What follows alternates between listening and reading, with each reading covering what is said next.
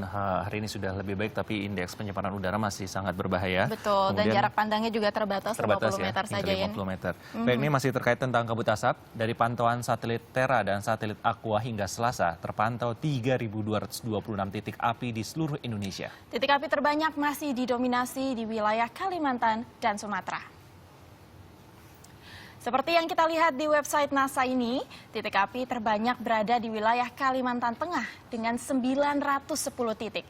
Disusul Sumatera Selatan 797 titik, Papua 584 titik, Kalimantan Selatan 231 titik, Jambi 175 titik, dan Kalimantan Timur 160 titik. Ya, kondisi cuaca panas dan belum turunnya hujan berpotensi akan menambah jumlah titik api di sejumlah wilayah. Banyaknya titik api juga menimbulkan asap di wilayah kebakaran hutan, dan seperti yang kita lihat tadi ya di website asmc.asian.org terpantau sebagian Sumatera bagian tengah dan selatan itu tetap diselimuti kabut asap dengan level sedang hingga pekat. Betul, kabut juga telah menyebar ke Selat Malaka dan Semenanjung Malaysia. Nah, begitu pula kondisi kabut di Kalimantan yang hingga pekat hingga saat ini dan menyebar ke barat, ke bagian selatan hingga ke Laut Cina Selatan. Iya, jadi tampaknya masih belum membaik keadaannya ya, Niko. Parah ya. Baik, jumlah penderita ISPA terus meningkat akibat kabut asap yang masih menyelimuti wilayah Kalimantan. Di Tarakan, Kalimantan Utara, seorang balita bahkan meninggal dunia akibat gangguan pernapasan. Sementara itu di Berau, Kalimantan Timur, jumlah pasien yang terkena ISPA meningkat hingga 50%. Mulyadi Abdillah dan Edi Akbar merangkumnya untuk NetCJ. Warga Jalan Bakaru Tarakan, Kalimantan Utara berduka. Di tengah kabut asap yang melanda kota Tarakan, seorang balita bernama Fahmi Amar meninggal dunia. Bocah berusia 1,5 tahun ini sebelumnya mengalami sesak napas hebat dan kejang. Oleh kedua orang tuanya, Amar dibawa ke RSUD Tarakan, meski sempat ditangani oleh pihak rumah sakit namun nyawanya tidak tertolong. Amar diketahui mengalami gangguan kesehatan pernapasan sejak lahir. Karena kabut asap yang melanda kota Tarakan cukup tebal dalam beberapa hari ini, membuat kondisi kesehatannya terus menurun hingga akhirnya meninggal dunia. Tadi malam jam 2. Jam 2 di mana, Pak?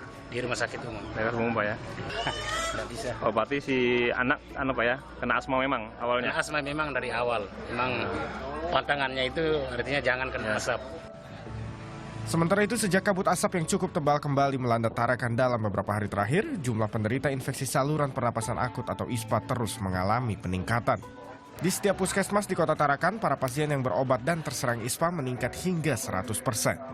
Jadi memang ada peningkatan ya. Dari sebelum terjadinya asap yang agak tebal, cukup signifikan. Misalnya di tanggal 16 untuk puskesmas 24 jam di Gunung Lingkas, itu pasien ISPA 32 kasus. Tetapi di tanggal 19 hari Senin, itu meningkat 100% lebih menjadi 69. Di kota Tarakan, sejak kabut asap melanda dari bulan September 2015 lalu hingga kini, lebih dari 5.000 orang menderita ISPA.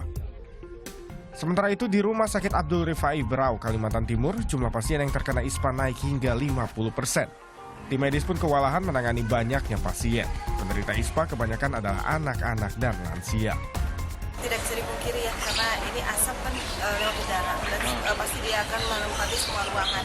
Kalau kita di Rumah Sakit Abdul Rifai sendiri sih kita berusaha untuk menjaga kesehatan ini perawat kita maupun tenaga medis lainnya, di mana mereka dalam aktivitas tetap kita harus profesional tapi menggunakan masker seperti itu. Memang agak terganggu sedikit ya dengan adanya kabut asap ini, tapi tetap pelayanan tetap kita berusaha. Sudah berapa hari ini rumah sakit juga kena kabut ini? Dari pertama dulu sudah kena. Kabut asap juga sudah mulai mengganggu aktivitas di rumah sakit.